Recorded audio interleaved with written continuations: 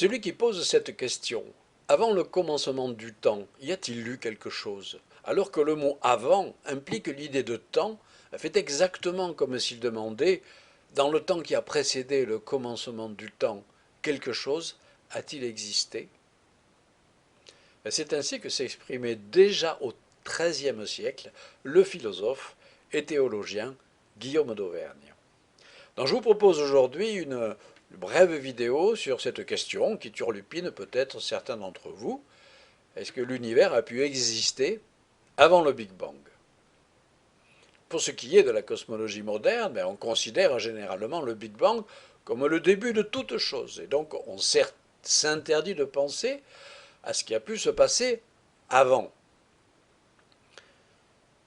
Si l'on s'en tient en effet à la relativité générale classique et aux solutions cosmologiques de Friedman Lemaître qui sont utilisées dans le modèle standard de la cosmologie, eh bien, la question d'un avant Big Bang n'a tout simplement pas de sens, comme le disait Guillaume d'Auvergne. Dans cette théorie, en effet, le Big Bang implique que le temps lui-même a commencé simultanément avec l'espace, la matière et l'énergie, il y a 13,8 milliards d'années. Alors jusqu'au début de ce siècle, la question, qui était fréquemment posée dans les conférences de vulgarisation sur le Big Bang, elle embarrassait l'orateur.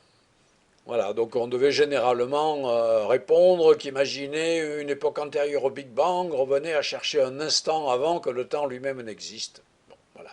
Et cette réponse, évidemment, ne satisfaisait personne. Alors pour ma part, moi je me référais parfois, un petit peu en plaisantant, à la question un petit peu semblable qui avait été jadis posée à Saint-Augustin, alors dans un contexte, dans un autre contexte, mais ça revient un petit peu au même. On lui aurait demandé que faisait Dieu avant la création du monde. Et Saint-Augustin aurait répondu, c'est sans doute apocryphe, mais enfin bon, ça vaut la peine de le dire, il aurait répondu, il préparait l'enfer pour ceux qui posent la question. Bon.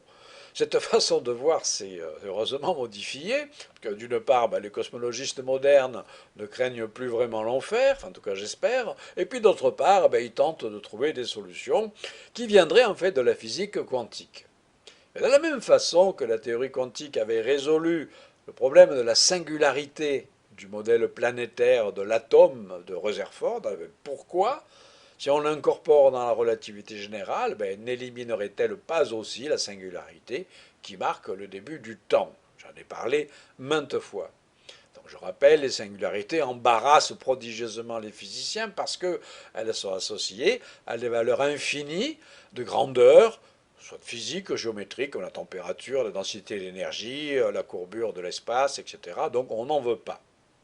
Alors dès les débuts de la cosmologie relativiste, et le premier modèle d'atome primitif qui a été proposé donc par Georges Lemaître en 1931, on soupçonnait en fait que le scénario classique cessait évidemment d'être correct lorsque le très très jeune univers devenait soumis aux lois de la physique quantique. Voilà. Mais simplement, pendant des décennies, les chercheurs n'avaient rien d'autre à proposer. Et ce n'est qu'à partir des années 1990 qu'ils ont commencé à entrevoir comment certaines approches en gravitation quantique pouvaient faire disparaître cette embarrassante singularité originelle.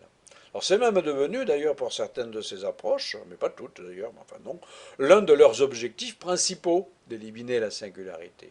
Et donc rien n'empêche à partir de là d'imaginer que l'univers ait pu exister avant le Big Bang, ce dernier donc n'étant plus qu'une singularité, mais en fait une transition violente entre deux états différents de l'univers.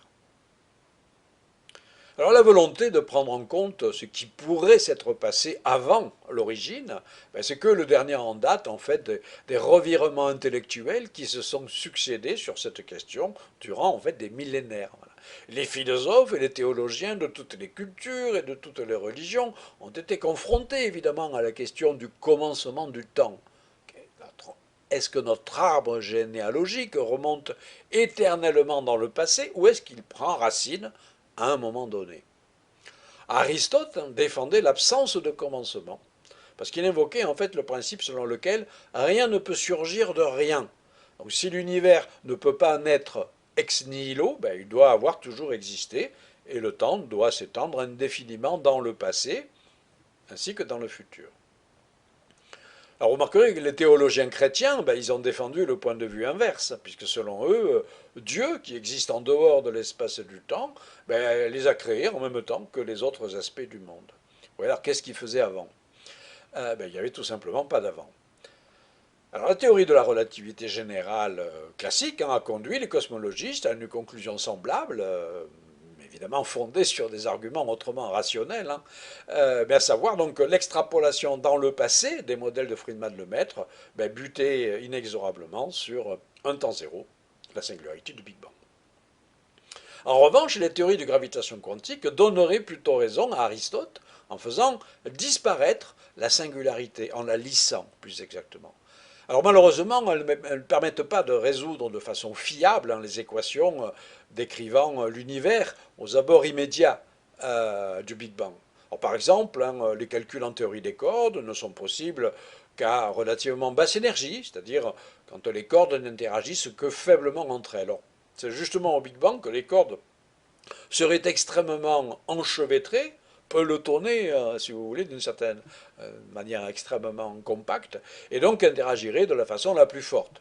Ben, en fait, les mêmes difficultés se rencontrent dans les autres approches de gravité quantique. Alors, malgré tout, il y a divers modèles qui sont au-delà de la relativité générale, se risquent à décrire certains aspects d'un avant-Big Bang. Alors, on appellera plutôt ça des scénarios plutôt que des modèles fermement établis. Alors j'ai mentionné dans des vidéos précédentes les cosmologies à rebond, qui d'ailleurs ne s'inscrivent pas forcément dans le cadre de la gravitation quantique. De même que pour la théorie d'Einstein-Cartan, si vous vous en souvenez, j'en ai parlé, qui est fondée sur une géométrie classique, mais avec une torsion, qui fait que finalement les théorèmes sur les singularités de Hawking-Penrose, sur l'occurrence inévitable de ces singularités, ne s'appliquent plus. Alors de fait, effectivement, la torsion permet aux particules qu'on appelle les fermions d'avoir une certaine extension spatiale et pas ponctuelle, et donc ça évite la formation de singularités et ça les remplace par un rebond. Alors, on se rappelle aussi que dans la gravitation quantique à boucle, à laquelle j'ai consacré 2 bonnes vidéos, en postulant des valeurs maximales finies pour la courbure et les quantités physiques qui sont associées, la théorie remplace également la singularité du Big Bang par un grand rebond, avant lequel donc l'univers préexistait, et par exemple pouvait subir une contraction rapide. Alors du côté de la théorie des cordes, elle est tellement flexible avec tous ses paramètres libres qu'elle admet plusieurs scénarios d'avant Big Bang. Alors le premier a été proposé en 1992 par Gabriele Veneziano et Maurizio Gasperini, des chercheurs italiens, comme leur nom l'indique. Alors leur approche exploite l'une des propriétés les plus déconcertantes de la théorie des cordes, qu'on appelle la dualité.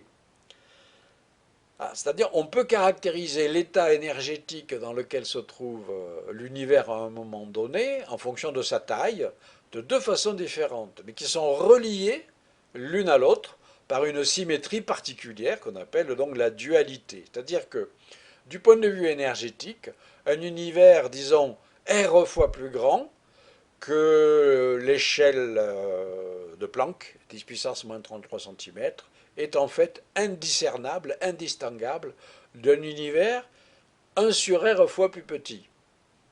Et donc, il y a dès lors plus d'obstacles à admettre que l'univers ait pu être de plus en plus petit au fur et à mesure que l'on recule dans le temps et à extrapoler au-delà du Big Bang. Il ne devient pas de plus en plus chaud, donc l'univers, ni de plus en plus dense, parce que la dualité assure au contraire qu'on peut le décrire comme un univers de plus en plus grand et de plus en plus froid. Et donc en conséquence, l'univers d'avant Big Bang serait une image miroir de l'univers postérieur dans lequel nous sommes. Alors bon, reprenons dans ce contexte l'histoire de notre univers dans un temps passé très antérieur aux 14 milliards d'années de notre Big Bang traditionnel. Par exemple, allez, 50 milliards d'années. Voilà, c'est une expérience de pensée évidemment, dans le cadre uniquement de la proposition de Veneziano et Gasperini. Donc l'univers, d'avant Big Bang, c'est une vaste étendue, glacée, presque vide, parcourue par des champs d'énergie. Les champs fluctuent dans des proportions diverses, en vertu du principe d'incertitude quantique. Et avec le temps, les forces d'interaction gagnent en intensité, en tout cas dans certaines régions. La matière commence à s'agréger, elle s'accumule aux dépens des zones voisines. Les grumeaux se trouvent soudain portés au-delà d'un point de non-retour et s'engagent dans un processus d'effondrement irréversible. Vous aurez reconnu la formation de trous noirs. La matière est piégée à l'intérieur, elle s'isole, l'univers se scinde en des morceaux déconnectés. Au sein de chaque trou noir, la densité de matière devient toujours plus élevée. Alors l'espace s'effondre sur lui-même en une sorte de déflation, c'est une image miroir de l'inflation, accompagnée d'une fulgurante montée de température. Toute l'énergie se trouve concentrée dans un volume microscopique. Et lorsque la densité, la température et la courbure atteignent les valeurs maximales non infinies permises par la théorie des cordes, ces quantités rebondissent et se mettent à décroître. Donc le Big Bang, ce n'est pas autre chose dans ce modèle-là que le moment où se produirait ce renversement. Et à partir de là, l'histoire devient celle de l'expansion décrite par la cosmologie standard.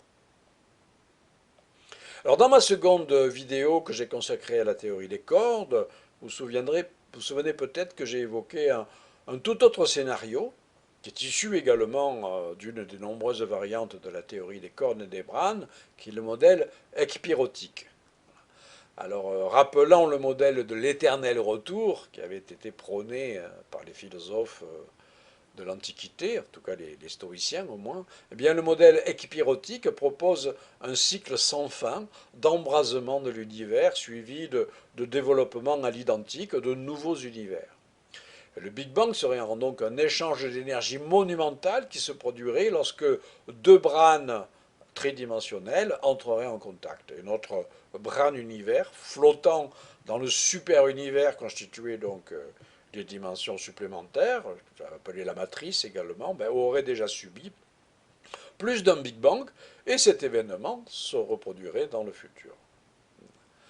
Alors bon, aussi séduisant soit-il, tous ces modèles évoquent davantage, il faut le reconnaître, des spéculations métaphysiques que des théories physiques, parce qu'ils ne reposent en fait sur aucun calcul vraiment fiable. Voilà. Alors, il n'empêche que les cosmologistes cherchent quand même des conséquences observables qui permettraient un petit peu de tester et de trancher entre ces différents scénarios. Par exemple, de l'univers antérieur au Big Bang pourraient subsister des ondes gravitationnelles dont la répartition en fréquences hautes et basses différerait selon les modèles. Et donc les observations des détecteurs gravitationnels Virgo et LIGO qui sont au sol, puis surtout du futur interféromètre spatial LISA, pourraient aider à départager ces scénarios, même si on n'y croit pas vraiment. Il faut toujours tenter, bien entendu. Alors il semble en tout cas que, quelle que soit l'approche utilisée pour tenter d'unifier la relativité générale et la physique quantique, eh bien le Big Bang au sens strict du terme soit éliminé en tant que singularité et que soit retrouvée une forme d'éternité du temps passé, éliminant ainsi la problématique notion théologique de la cause première.